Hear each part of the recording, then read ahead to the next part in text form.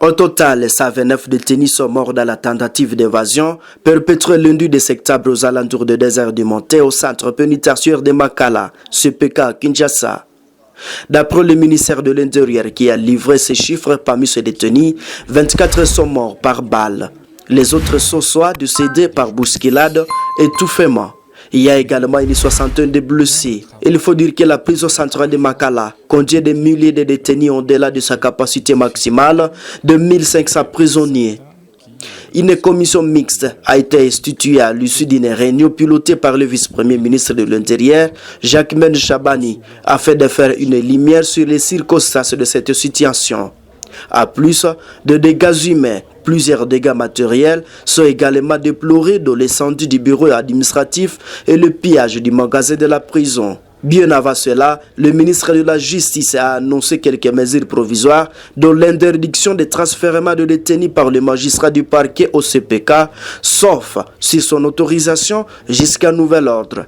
De même, il a aussi insisté sur l'intensification du processus de désengorgement, mais surtout de l'accélération du projet de la construction de la nouvelle prison.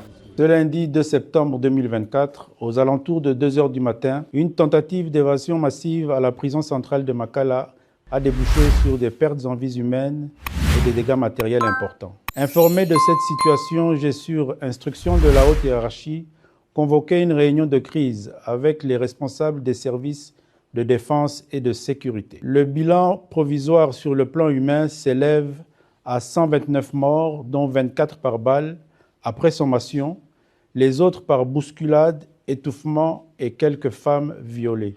La commission a également identifié 59 blessés, actuellement pris en charge par le gouvernement pour des soins appropriés.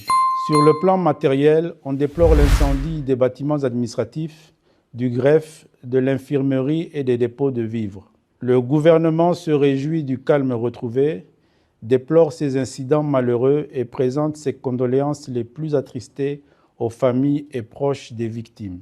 Les enquêtes se poursuivent et l'opinion sera informée de la suite. Je vous remercie.